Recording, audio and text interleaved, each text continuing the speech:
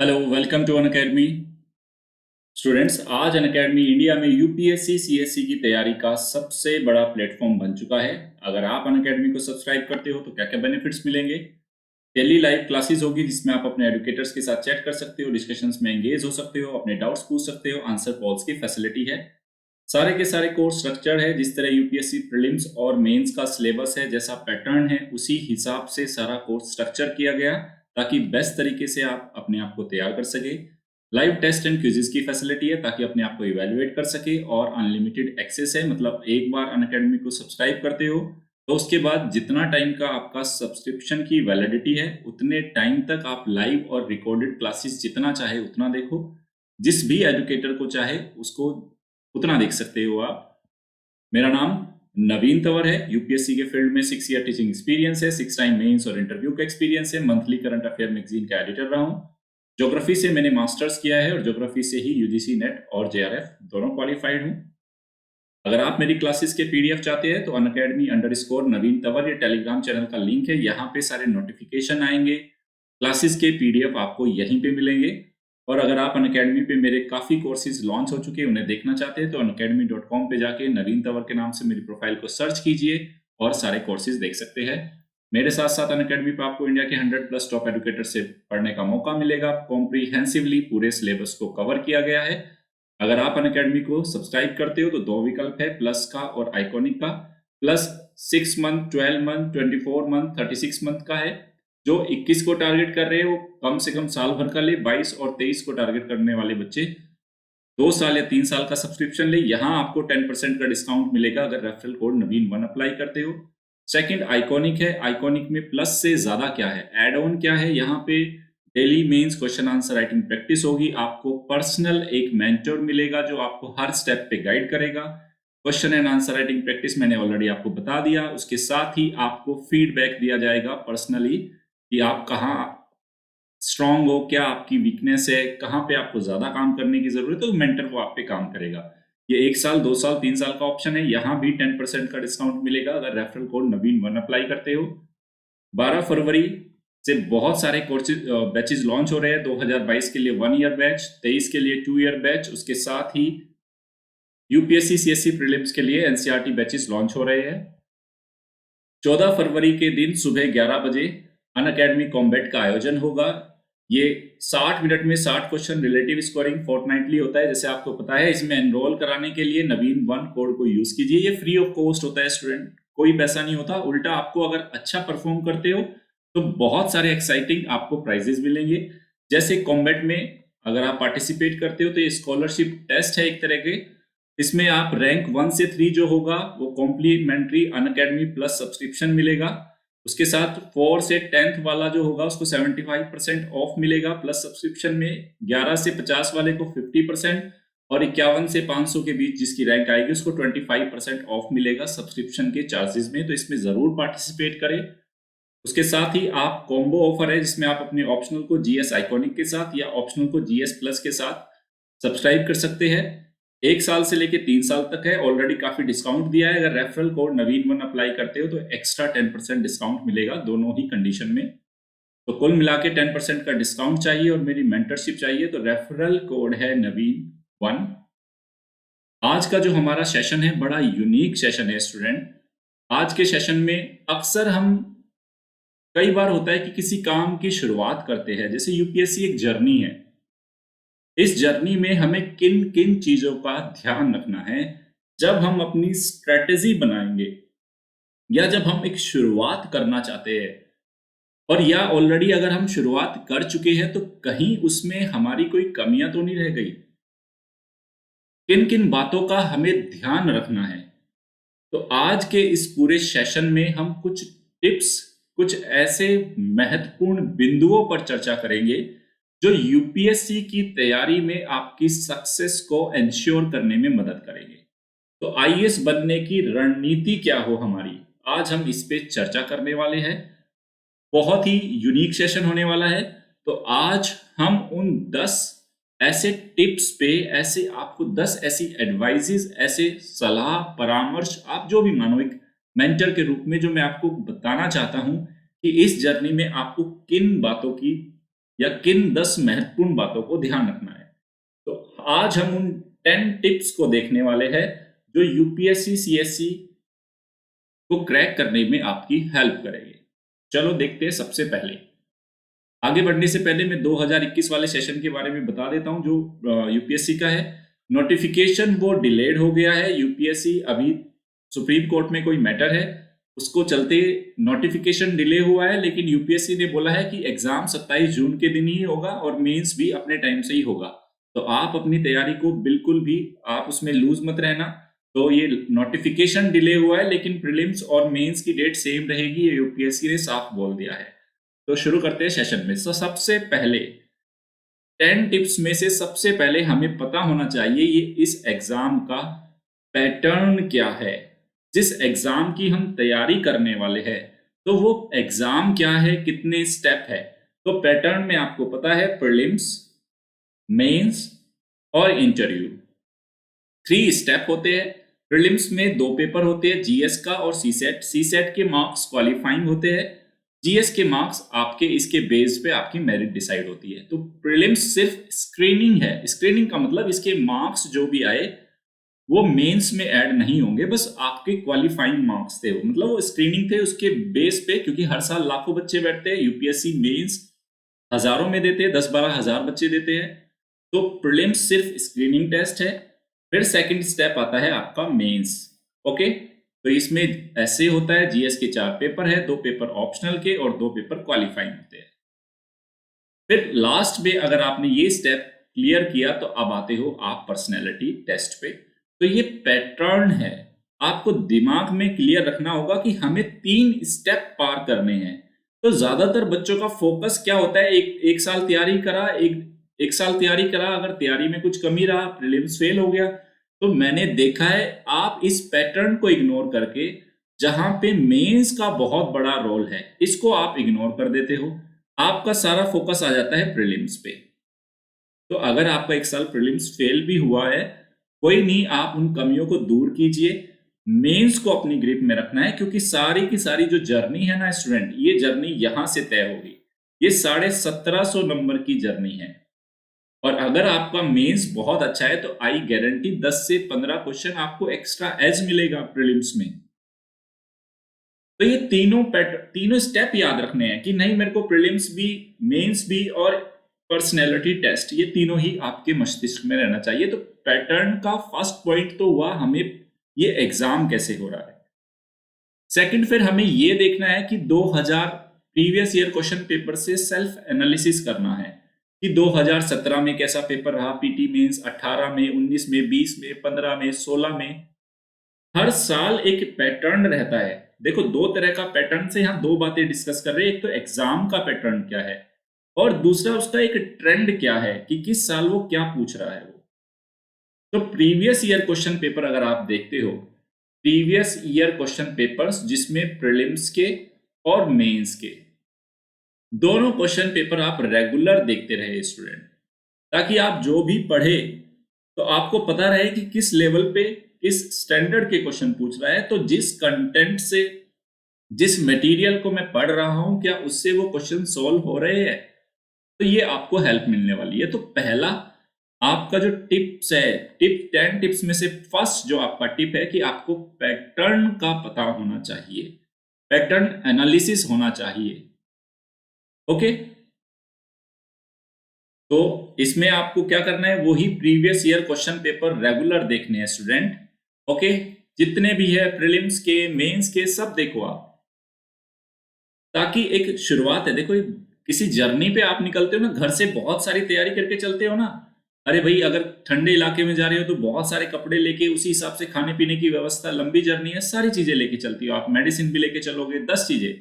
तो जब इस एग्जाम की तैयारी करने वाले हो, एक इतना इंडिया का सबसे प्रेस्टीज एग्जाम, टफेस्ट एग्जाम में से एक, इतना बड़ा एक्सपोजर मिलेगा आपको लाइफ में यहाँ पे आने के बाद, तो उस तैयारी को हम इतना लाइटली कैसे ले सकते हैं।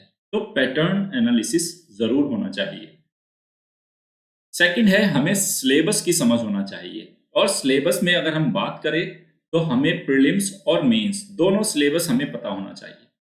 तो क्योंकि मेंस का सिलेबस बहुत बड़ा है तो मेंस वाला सिलेबस मैंने नहीं लगाया, वो यूपीएससी की वेबसाइट से आके जाके मिल जाएगा www.upsc.gov.in। मैं लिख देता हूं www.upsc.gov.in। यहाँ पे आपको गूगल करना, यूपीएससी की वेबसाइट पे चले जाओगे, सिलेबस आपको मिल जाएगा, नोटिफिकेशन भी वहीं पे मिलेंगे। तो आपको चाहे प्रीलिम्स हो चाहे मेंस एग्जाम का जो सिलेबस है सेकंड है, हमें वो पता होना चाहिए। और ये जो 10 के 10 आज हम टिप्स को डिस्कस करने वाले हैं, 10 के 10 टिप्स एक दूसरे से इंटर रिलेटेड है, जो पैटर्न का एनालिसिस भी आपको सिलेबस को समझने में मदद करेगा। तो जैसे प्रीलिम्स में आप देख सकते हो, यहाँ पे राष्ट्रीय अंतरराष्ट्रीय घटनाएं, भारत का इतिहास, राष्ट्रीय आंदोलन, भारत विश्व का भूगोल, भारतीय राजतंत्र, शासन, संविधान, राजनीतिक प्रणाली, पंचायती राज, सार्वजनिक नीति, अधिकार आदि मुद्दे, आर्थिक सामाजिक विकास, सतत विकास, पोवर्टी, समावेशन, जनसांख्यिकी, सामाजिक क्षेत्र की पहले, पर्यावरण, पारिस्थितिकी, जैव विविधता, जलवायु परिवर्तन, सामान्य ज्ञान, ये सारा इसका सिलेबस है प्रीलिम्स का। ये यूपीएससी का ही नोटिफिकेशन में आता है हर साल। इस साल का जो नोटिफिकेशन आएगा उसमें भी आपको सिलेबस मिल जाएगा। फिर सेकंड पेपर प्रीलिम्स में सीसेट होता है। ये 6 टॉपिक है: बोधगम्यता, संचार कौशल, तार्किक कौशल, निर्णय लेना, सामान्य मानसिक योग्यता, आधारभूत संख्यात्मक योग्यता है। तो ये पीटी का हो गया, छोटा था इसलिए मैंने लगा दिया। मेंस का एक बड़ा सिलेबस है, 4 जीएस के पेपर, फिर ऑप्शनल इतने सारे। तो वो आप जैसे ही नोटिफिकेशन आएगा या लास्ट ईयर, क्योंकि सिलेबस में कोई चेंज नहीं होता, तो लास्ट ईयर वाला नोटिफिकेशन भी अगर आप यूपीएससी की वेबसाइट से डाउनलोड करोगे तो आपको मिल जाएगा। उसमें मेंस का पूरा सिलेबस और आप जो भी ऑप्शनल रखना चाहोगे उसका सिलेबस मिलने वाला है। तो सेकंड हमारा जो टिप था, जो सेकंड आपको जो परामर्श है, जो आपको सुझाव है, वो ये है कि आपको सिलेबस की समझ होना जरूरी है। मैं हमेशा ही बोलता हूं बच्चों को, जब तक यूपीएससी में फाइनल आपका सिलेक्शन नहीं हो जाता, एक धर्म ग्रंथ की तरह है आपका सिलेबस, जो हर वक्त आपके साथ आपके मन में होना चाहिए। जिस तरह आप मंत्रों का जाप करते हो, जिस भी धर्म में आप खुदा को, ईश्वर को, गॉड को याद करते हुए जिस तरह से आप चैंटिंग करते हो, मंत्र जाप करते हो, जब तक सिलेक्शन नहीं होता सिलेबस का मंत्र जाप करना जरूरी है। ओके, थर्ड पॉइंट, थर्ड जो टिप है, ऑप्शनल सब्जेक्ट। जो आपका 500 नंबर का ऑप्शनल होता है वो सबसे बड़ा डिसाइडिंग फैक्टर है। देखो, आपका ऑप्शनल पेपर ऐसा एक कहा जाता है, एक ट्रेंड है पिछले 7-8 सालों का, जिसका ऑप्शनल बहुत अच्छा है, एसए बहुत अच्छा है और जीएस पेपर 4 एथिक्स बहुत अच्छा है, वो सिलेक्शन के उतने ही ज्यादा करीब हो जाता है। तो इस जर्नी को, आईएएस बनने की जर्नी को आप विदाउट ऑप्शनल सब्जेक्ट तय नहीं कर सकते। ऑप्शनल में आपको बहुत उम्दा परफॉर्मेंस देनी होगी। तो जब भी आप वैकल्पिक विषय का चयन करें, काफी सोच समझ के करें। अगर आपका विषय ज्योग्राफी है तो अनअकैडमी पे ही, यूट्यूब पे जाके आप देखना, ज्योग्राफी विषय का चयन क्यों किया जाए, किस आधार पे किया जाए, उसको क्यों जरूरी है एक ऑप्शनल विषय के रूप में ज्योग्राफी को लेना। वहां मैंने एक स्ट्रेटेजी वीडियो डाली हुई है ज्योग्राफी ऑप्शनल पे। ऐसे आपको बहुत सारी वीडियोस मिल जाएगी, आपका जिसमें इंटरेस्ट होगा, अच्छी मेंटरशिप, अच्छा कंटेंट मिल जाएगा, उसी को आप अपना ऑप्शनल सब्जेक्ट रखना। ठीक है, तो थर्ड जो टिप है आपके सिलेक्शन की ओर आपको मूव कराने वाली, वो है वैकल्पिक विषय का चयन।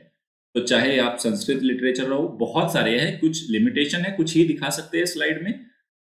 पॉल साइंस, अंतरराष्ट्रीय संबंध हो, समाजशास्त्र हो, इतिहास हो, लोक प्रशासन, हिंदी साहित्य हो, भूगोल हो, दर्शन शास्त्र हो, ऐसे बहुत सारे विषय हैं। तो सोच समझ के, डिस्कशन करके, किसी मेंटर से बातचीत करके अपने ऑप्शनल को डिसाइड करें। एट रैंडम ऐसे मत चुन लेना, यार फलाने उस टॉपर ने चुना था तो मैंने ये रख लिया, नहीं। वो उस टॉपर का इंटरेस्ट था, उस टॉपर का इंक्लिनेशन था, उसकी एक्सपर्टाइज थी, उसके पास कंटेंट होगा, उसके पास मेंटरशिप होगी, तो तब उसने वो चयन किया होगा। तो सिर्फ इस आधार को मत अपनाए वैकल्पिक विषय को चुनते समय कि वो टॉपर के पास वो ऑप्शनल था। नेक्स्ट ईयर जब आप टॉपर हो जाओगे तो ये चेंज होता है, एक जर्नी है।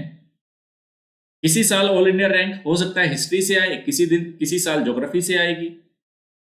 तो ये चलता रहता है, आपको अपने हिसाब से अपना वैकल्पिक विषय का चयन करना है।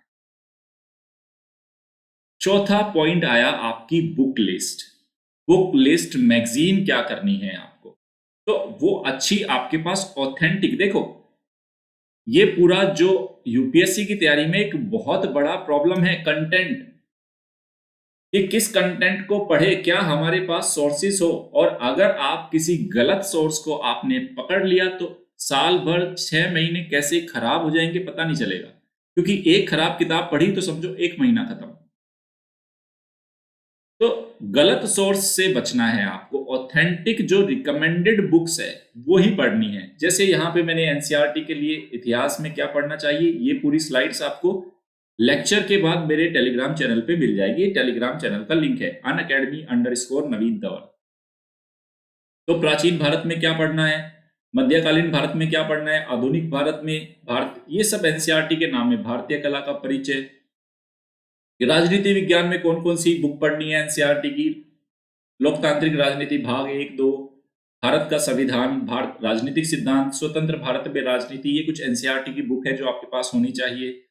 अर्थशास्त्र में नाइन्थ स्टैंडर्ड की और 11th स्टैंडर्ड की बुक होनी चाहिए। ज्योग्राफी में आपके पास एटलीस्ट 11th और 11th स्टैंडर्ड की 2 बुक है, ये दोनों जरूर होनी चाहिए। तो इतिहास में फिर आप देख सकते हैं सबका बिल्कुल डिटेल में मैंने बताया, प्राचीन, मध्य, आधुनिक भारत का इतिहास, भारतीय कला का परिचय, भारतीय इतिहास के कुछ विषय, ये मॉडर्न, ये न्यू एनसीईआरटी है स्टूडेंट, भाग 1, भाग 2, भाग 3, और ये ओल्ड एनसीईआरटी है, प्राचीन भारत, मध्यकालीन और आधुनिक, ये होनी चाहिए आपके पास। और ये भी होनी चाहिए।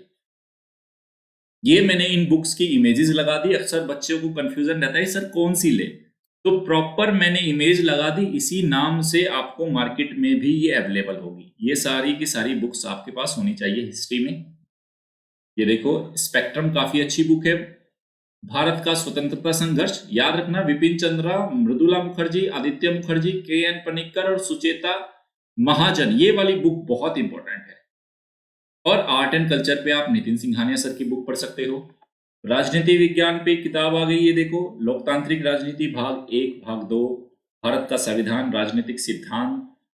ओके, ये देख सकते हैं आप, ये 11th स्टैंडर्ड की एनसीईआरटी है, 9th वाली है, ये 10th वाली है, ये फिर 11th स्टैंडर्ड की स्वतंत्र भारत में राजनीति, समकालीन विश्व राजनीति। ये सारी बुक आपके पास मैंडेटरी है, होना जरूरी है और पढ़ना भी जरूरी है। ये राज्य व्यवस्था पे एम लक्ष्मीकांत की किताब देखो, पीटी में बहुत बड़ा रोल है। मेंस में मैं ये कहूंगा, मेंस में इन बुक्स का थोड़ा कम रोल है, मेंस ज्यादा एनालिटिकल हो गया, ज्यादा एनालिसिस हो गया, करंट ओरिएंटेड बहुत ज्यादा हो गया, लेकिन उस मेंस की समझ के लिए ये किताबें पढ़ना लेकिन जरूरी है। फिर एनसीईआरटी जैसे इकोनॉमी की आ गई 9th स्टैंडर्ड की, अर्थशास्त्र है, समष्टि अर्थशास्त्र, एक परिचय, भारतीय अर्थव्यवस्था का विकास, ये बुक्स होनी चाहिए आपके पास। ये देखिए, इनकी इमेजेस लगा दी मैंने, इनको देख के ही आप परचेज कर सकते हैं ऑनलाइन भी। फिर ज्योग्राफी में आप देख सकते हैं भारत का भौतिक भूगोल के मूल सिद्धांत, ये 11th स्टैंडर्ड की एनसीईआरटी है। जीसी लियोंग की बुक आप पढ़े जरूर। ये देखिए, इन बुक्स का भी मैंने आपको इमेजेस लगा दी आपके सामने, सब बुक्स आप परचेज करें। यहाँ पे साथ के साथ मैंने एनवायरमेंट की बुक भी लगा दी है, शंकर एनवायरमेंट एंड इकोलॉजी। और आपको बता देता हूँ, शंकर की ये किताब इंग्लिश मीडियम में है, लेकिन अनअकैडमी में स्पेशल क्लासेस में फ्री ऑफ कॉस्ट ये पूरी बुक मैं आपको हिंदी मीडियम में करा रहा हूं। तो जिन बच्चों को नहीं पता वो जरूर देखिए इस बुक को। फिर आपके पास कुछ एटलस होने जरूरी है। ओके, तो फोर्थ हमारी स्ट्रेटेजी का पिलर था, हमारे पास अच्छी बुक्स होनी चाहिए। ओके, और अगर बुक्स से लेके आपको कोई भी किसी तरह का सजेशन चाहिए तो ये unacademy_नवीन तंवर, ये टेलीग्राम चैनल का लिंक है। पांचवा जो हमारा जो महत्वपूर्ण पिलर है वो है प्रैक्टिस टेस्ट पेपर, प्रीलिम्स के लिए स्पेशल। क्योंकि देखो, एक तरह का बहुत लंबी लड़ाई है, साल, 1.5 साल, 2 साल आप रेगुलर पढ़ोगे तो आप सेल्फ इवेल्युएट करना कि मैं कितना सही जा रहा हूं, कहीं कोई गलती तो नहीं कर रहा, ओवर कॉन्फिडेंट तो नहीं है, कंसेप्ट को समझने में कोई दिक्कत तो नहीं कर दी।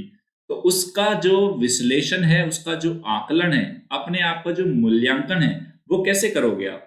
प्रैक्टिस टेस्ट पेपर के जरिए। तो पांचवा आपका जो टिप्स है, जो 10 टिप में से नंबर 5 पे है आपका प्रैक्टिस टेस्ट पेपर, ये रेगुलर करें। ओके, प्रीलिम्स का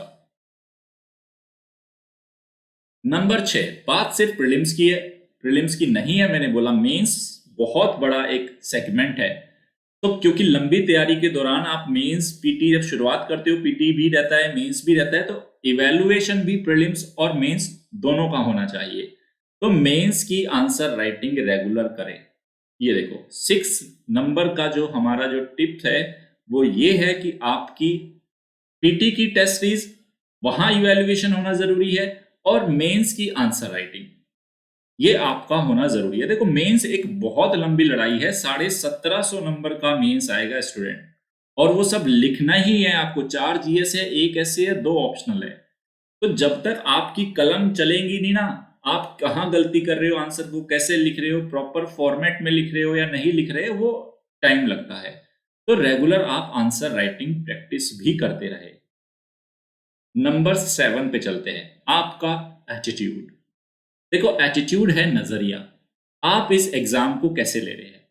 कुछ बच्चे इस एग्जाम को अंदर से आना चाहिए ना, यार मेरे को एग्जाम करना है, देश सेवा करनी है, अपना नाम, परिवार का नाम, समाज का नाम, देश का नाम रोशन करना है, कितनी भी परेशानी आए मेरे को ये एग्जाम देना ही देना है। तो आपका नजरिया क्या है इस एग्जाम को लेके। थोड़ा सा प्रेशर आया, पीटी नजदीक आया, नहीं नहीं हाथ पांव फूल गए, अरे एक विनर की तरह रहो, एग्जाम में क्वालिफाई करके ही दिखाऊंगा, एटीट्यूड ऐसा रखो पॉजिटिवली। कितनी कैसा ही पैटर्न हो, कैसी बुक लिस्ट हो, पढ़ के ही बन रहे हैं ना सबके सब, मैं भी बन जाऊंगा, क्या दिक्कत है। तो एक बिल्कुल सधा हुआ नजरिया, सधी हुई रणनीति। देखो आपका एटीट्यूड जितना बेहतर होगा इस एग्जाम को लेके, ये क्लैरिटी रखो कि आप आईएएस बनने क्यों जा रहे हो, क्या करने जा रहे हो, क्या पड़ोस का लड़का बना इसलिए, या आप अंदर से खुद चाहते हो इसलिए। देखो जब तक अंदर से कॉल नहीं आएगी ना, अंदर से खुद की, तब तक तो ये मान लो कि दूसरों के कंधों पे धर के या चल के आप इस जर्नी को तय नहीं कर पाओगे। सेल्फ सेल्फ आपका एक अंदर से आनी चाहिए, यार मेरे को बन के दिखाना है। उससे क्या होगा, आपका एटीट्यूड आपके फोकस को डिसाइड करेगा कि आप कितने डेडिकेटेड होके काम करोगे। ऐसे ही मौज मस्ती करनी थी, चलो अभी 2-3 साल लाइफ में कुछ नहीं करना तो यूपीएससी की तैयारी कर लो, वो ऐसे नहीं चलेगा भाई। कितने भी इंटरव्यू देख लेना, कितने भी सक्सेस स्टोरीज देख लेना, हर का अपना एक एटीट्यूड था, उनको करना था, उनके पास एक वजह थी करने की। आप भी जब अपने घर से चले होंगे, अब तो ऑनलाइन में घर से कोई नहीं जाता, सब घर पे ही बैठते हो, लेकिन एक यात्रा तो तय ही कर रहे हो ना। अरे पैदल चलना ही चलना थोड़ा ही ना होता है, एक एक मानसिक आपकी एक यात्रा है, वो भी तो चल ही रही ना हर वक्त आपके साथ। तो वो चल क्यों रहे हो, वो चलना क्यों है, उसका क्या वजह है। वो जितना शार्प एनालिसिस होगा, जितना शार्प आपका नजरिया होगा, जितना शार्प आपका मूल्यांकन होगा इस एग्जाम को लेके, वो आपका एटीट्यूड डिसाइड करेगा। मैं हमेशा ही बोलता हूं, your attitude will decide your altitude. Altitude मतलब ऊंचाई, तो आपका एटीट्यूड कैसे होगा। जो सक्सेस में आपका एटीट्यूड बहुत बड़ा रोल होता है। कुछ लोगों के पास कुछ भी नहीं होता फिर भी बहुत कुछ कर जाते हैं, क्यों, एटीट्यूड करना है भाई। तो आपको हजारों कहानियां देखने को जो सक्सेस की मिलेगी, सब में एटीट्यूड जरूरी है। ओके, फिर है परसेवरेंस एंड पेशेंस। सब कुछ कर लिया भाई। देखो एक आपने देखा होगा, कोई भी आप ये मान के चलो, जैसे कोई धावक होता है, यूसेन बोल्ट का एग्जांपल ले लो, आपको लगता है उसने नया रिकॉर्ड बना दिया, सिर्फ 9 सेकंड दौड़ा है वो, लेकिन उस 9 सेकंड के लिए वो पिछले ओलंपिक में जब वो रिकॉर्ड बनाता है ना, उस 9 सेकंड के लिए वो लगातार 4 सालों से मेहनत कर रहा है। वो उसके अंदर धैर्य है, उसको पता है यार मेरे को दौड़ना है, मेरे को करना है, मेरे को सिर्फ 9 सेकंड में ये दौड़ जो जीतनी है। तो परसेवरेंस मतलब लगन होनी चाहिए आपके अंदर, लगन, उम्दा लगन। नहीं यार अगर डिसाइड कर लिया है तो करके ही रहूंगा। और धैर्य, धैर्य का मतलब बहुत सारे अप्स एंड डाउन्स आएंगे, पर्सनल लाइफ की प्रॉब्लम आएगी, सोशल लाइफ की प्रॉब्लम आएगी, फैमिली की प्रॉब्लम आएगी, कोई बात नहीं, सबकी लाइफ में आती है, सबको प्रॉब्लम है लाइफ में, है ना। लेकिन आपका धैर्य होना चाहिए, नहीं मेरे को इससे निकलना है, पॉजिटिवली उससे आपको आउटकम मतलब बाहर निकल के आना है। तो एक बेहतर लगन, परसेवरेंस और पेशेंस आपके अंदर होना चाहिए। यार इस एग्जाम को मुझे करके दिखाना है, एनी हाउ करना है, लगन दिन रात एक कर दो, कुछ नहीं दिखना चाहिए आईएएस के अलावा। टॉप पे जाना है बस, यहाँ ये आपका लक्ष्य है, यहाँ पहुंचना है बस मुझे। हर वक्त यही। अर्जुन, जैसे अर्जुन को सिर्फ चिड़िया की आंख नजर आती थी ना, लगन थी यार भाई। फिर उस बंदे को कुछ नहीं दिखता, ना खाना ना सोना, कुछ भी नहीं, बस एग्जाम दिखता है। आपको आपको लाइफ बनाना होगा। देखो एक बहुत अच्छा, एक मैं यहाँ पे एक्सपीरियंस शेयर करना चाहता हूँ। एक बहुत बड़े वायलिन वादक थे, यानी कि वायलिन बजाने वाला होता है ना, सुना होगा। वो दुनिया के सबसे बड़े वायलिन वादक थे। तो एक कंसर्ट था, उसमें एक समारोह में वो वायलिन बजा रहे थे। तो म्यूजिकल एक कंसर्ट था, वो गए, बहुत अच्छा उम्दा बजाते थे। एक बंदा गया उनके पास, मिस्टर ए गए उनके पास, वायलिन वादक थे मिस्टर वाई, जो दुनिया के बेस्ट वायलिन वादक थे। वो ए इनके पास, वाई के पास जाके बोलते हैं कि सर मैं भी आपके जैसा वायलिन बजाना चाहता हूं, और आप जो कहेंगे मैं इसके लिए अपना जीवन लगा सकता हूं। तब वाई ने क्या बोला है पता है? ऑलरेडी मैंने अपना जीवन लगाया है, अपना जीवन लगाया है, मैंने अपनी लाइफ को कुर्बान किया है।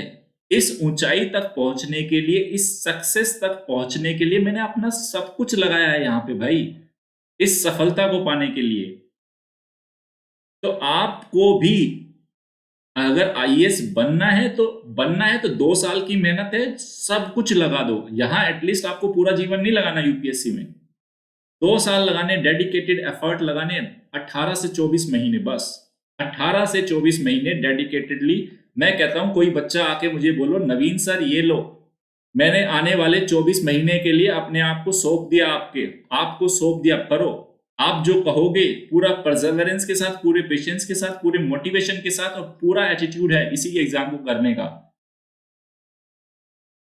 फिर देखो आप अपना रिजल्ट क्या होगा। तो परसेवरेंस होना चाहिए, फिर कुछ और नहीं दिखना चाहिए।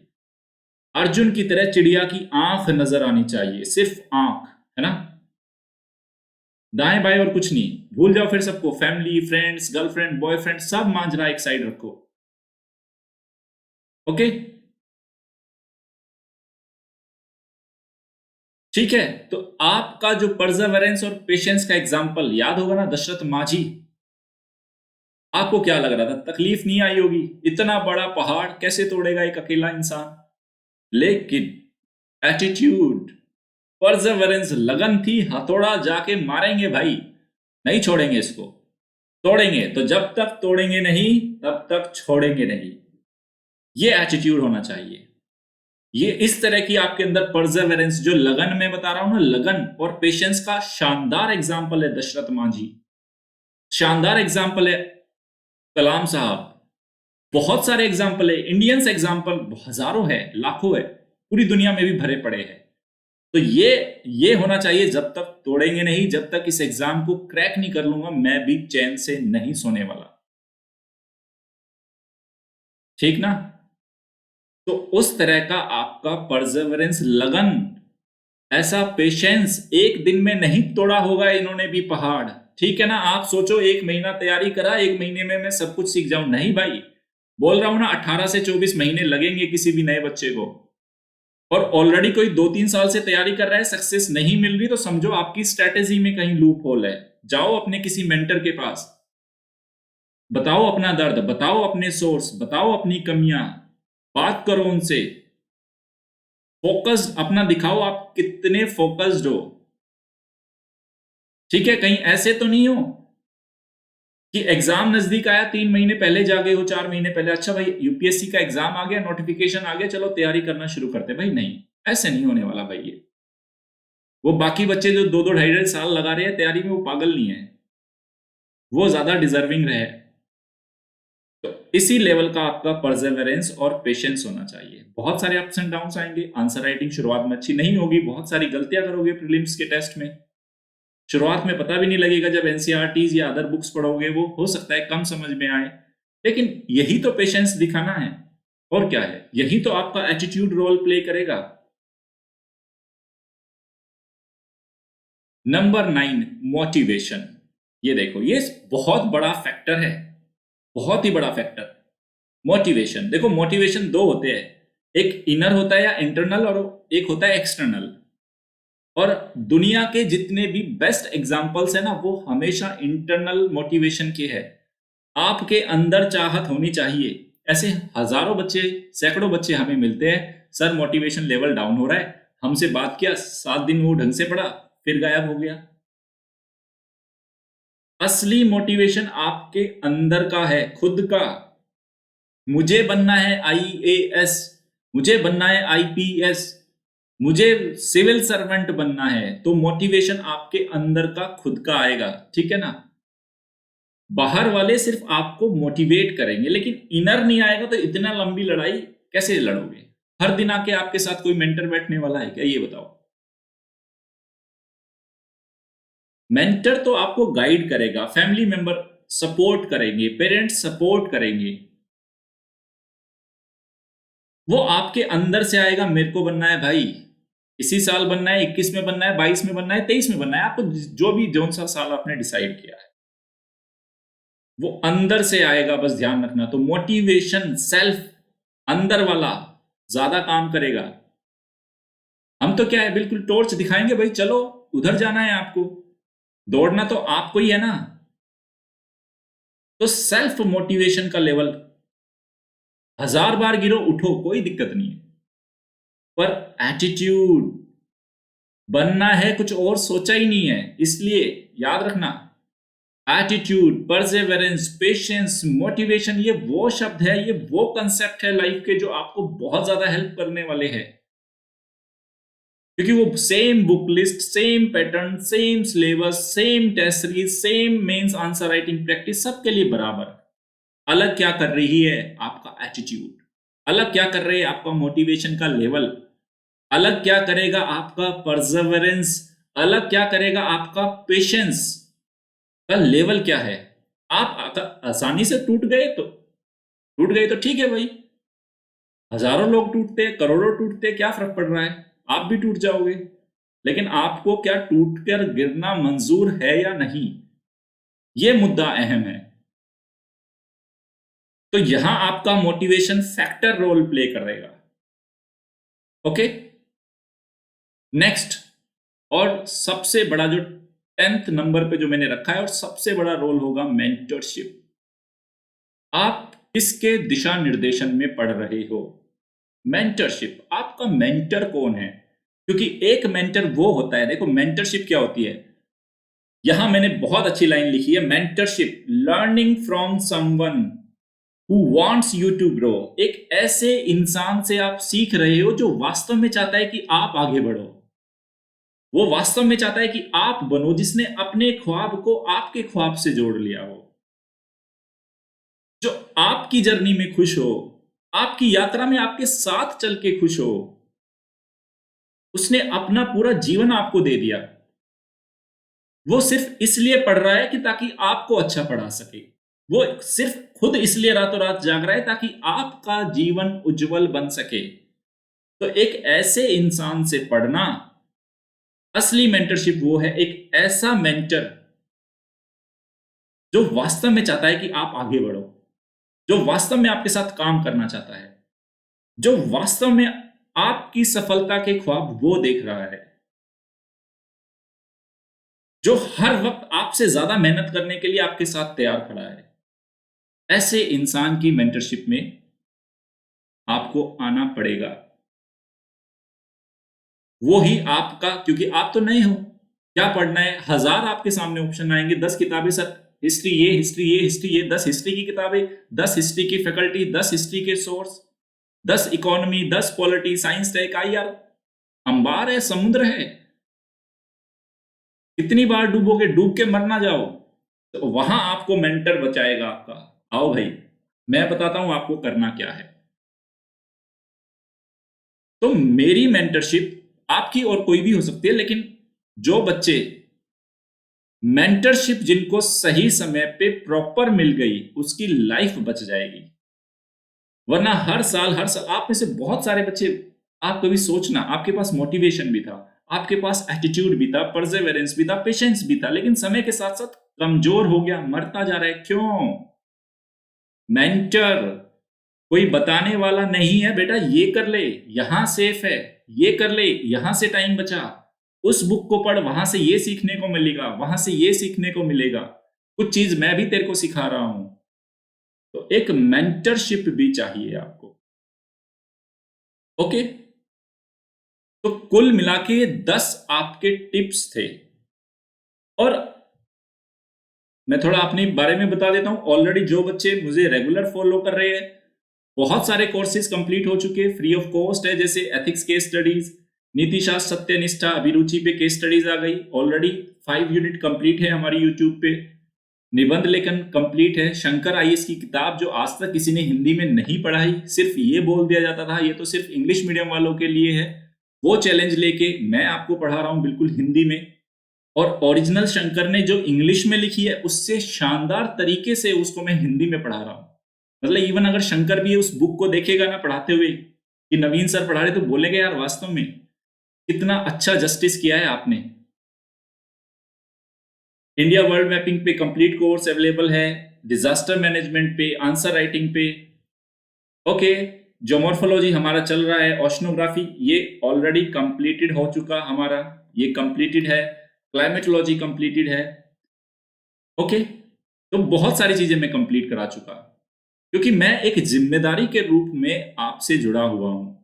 मुझे लगता है कि आपने वो ख्वाब देखा है। पेरेंट्स क्या करेंगे ये बताओ? पेरेंट्स आप पे पैसा लगा सकते हैं, आपको एक अच्छा माहौल दे सकते हैं, उसके बाद जिम्मेदारी आपकी और मेरी है। तो आपकी आंखों में जो ख्वाब पल रहा है, आपके परिवार की आंखों में, मैं उस ख्वाब की जिम्मेदारी में अपने तक फील करता हूं। कोई बच्चा मुझसे जुड़ता है तो मुझे ये लगता है सिर्फ वो बच्चा नहीं जुड़ रहा, उसकी फैमिली, उसके इमोशंस, उसके परिवार वाले, उसके गांव वाले मुझसे जुड़ रहे हैं। तो वो रेस्पॉन्सिबिलिटी, उस तरह का वो मेरे अंदर भाव है, मैं लेके चलता हूं उसको। आप नहीं भी बोलोगे तो मेरे अंदर है वो। ओके, तो अब चलते चलते मैं एक बात और बोलना चाहता हूं। अपनी हैबिट रखो, मुझे जीतना है, जीतने की लत लगाओ, विनर बनने की लत लगाओ अपने अंदर, लूजर मत बनो। उन सभी माहौल को, उन सभी दोस्तों को, उस सभी एनवायरनमेंट को छोड़ दो जो आपको पीछे की ओर खींचता है। सिर्फ पॉजिटिविटी। अपनी लाइफ में सिर्फ एक चीज के लिए स्पेस रखो, और वो स्पेस है सिर्फ पॉजिटिविटी का। और एक हैबिट डेवलप करो कि मेरे को विनर बनना है। तो एक विजेता बनने की आदत डालो, ठीक है ना? जितनी गलतियां होगी, कितना टाइम वेस्ट हो गया, भूल जाओ। एक अटेम्प्ट भी बचा है ना आपके पास, बहुत है बनाने के लिए। तो हैबिट ऑफ विनिंग लेके आओ यार। नहीं करना है, जीतना है, नहीं तोड़ेंगे, जब तक नहीं तोड़ेंगे तब तक नहीं छोड़ेंगे भाई। तो your habit will determine your future. Habit डालो, जीतने की आदत डालो, ठीक है? ऐसा एटीट्यूड डेवलप करो। ओके, आगे चलते चलते मैं आपको और बता देना चाहता हूं स्टूडेंट, स्पेशल क्लास पे कंप्लीट कोर्स अवेलेबल है मेरे। बहुत सारे world India mapping, ethics case study, SA, मुख्य परीक्षा उत्तर लेखन, डिजास्टर मैनेजमेंट, सोशल इश्यूज के कुछ लेक्चर आ गए, बाकी ये सारे कोर्स हमारे कंप्लीट है। ये अभी रनिंग में है, कुछ लेक्चर्स आ गए, कुछ बाकी है। उसके साथ ही शंकर आईएएस की बुक 18 जनवरी से चल रही है। ये रात 9:30 बजे का टाइम है, और मंडे से फ्राइडे चलती है ये बहुत सारे कोर्स, जैसे डिजास्टर मैनेजमेंट ऑलरेडी बता चुका, निबंध, केस स्टडी कंप्लीट हो गई। ये आने वाले कुछ और कोर्सेज है जो समय के साथ साथ आएंगे। तो मैं हमेशा बोलता हूँ एक लंबी जर्नी है मेरे साथ ट्रैवल जो आपको करनी है। 10-12 महीने लगेंगे मेरे साथ दौड़ने में, है ना? 20 और 21 फरवरी के दिन अनअकैडमी समिट 2.0 का आयोजन हो रहा है। ये आपकी सीएससी तैयारी को ट्रांसफॉर्म करने में आपको हेल्प करेगी। बहुत सारे अलग अलग फील्ड के एमिनेंट स्पीकर्स हैं इसमें, जिनकी लाइफ से, जिनसे आप बहुत कुछ सीख सकते हो। उसके साथ फिर मैं चलते चलते बता देता हूं, प्लस और आइकॉनिक आपके पास 2 विकल्प है अनअकैडमी को सब्सक्राइब करने के लिए। प्लस 6 मंथ से लेके 3 ईयर है। ओके, यहां पे अगर आप रेफरल कोड नवीन1 अप्लाई करते हो तो मेरी मेंटरशिप मिलेगी आपको। मेरी मेंटरशिप, क्या पढ़ना, कैसे करना, क्या रणनीति कैसे बनाना है, सब कुछ मेरी जिम्मेदारी है ना? तो रेफरल कोड नवीन 1 को यूज करें। सेकंड आइकॉनिक है, आइकॉनिक में प्लस से ज्यादा क्या मिलता है आपको, question and answer writing practice होगी, पर्सनल फीडबैक मिलेगा, पर्सनल प्लान तैयार किए जाएंगे आपको, है ना, 1-to-1 मेंटरशिप है यहाँ पे। तो 1 साल 2 साल 3 साल का है, यहाँ भी आपको 10% का डिस्काउंट मिलने वाला है अगर रेफरल कोड नवीन 1 यूज करते हो। उसके साथ ही आप अपना ऑप्शनल सब्जेक्ट तैयार कर सकते हो अनअकैडमी से, 1 महीने से लेके 3 साल का है, मिनिमम 1 ईयर का लेना है, 10% का डिस्काउंट होके ये 24,750 का हो जाएगा, जबकि जो विदाउट मेरे कोड की फीस है 27,500। तो 10% का डिस्काउंट चाहिए तो रेफरल कोड नवीन 1 अप्लाई करना होगा, मेरी मेंटरशिप के लिए भी अप्लाई करना होगा ये आपको। ओके स्टूडेंट्स, अगर सेशन पसंद आया हो तो लाइक शेयर और सब्सक्राइब जरूर करें। रेफरल कोड नवीन 1 को ज्यादा से ज्यादा प्रमोट और यूज करें, 10% डिस्काउंट और मेरी मेंटरशिप मिलेगी। ओके गाइस, मिलते हैं, बहुत ही मोटिवेटेड होके इस जर्नी को लगातार करते रहो, and thanks for watching, have a nice day.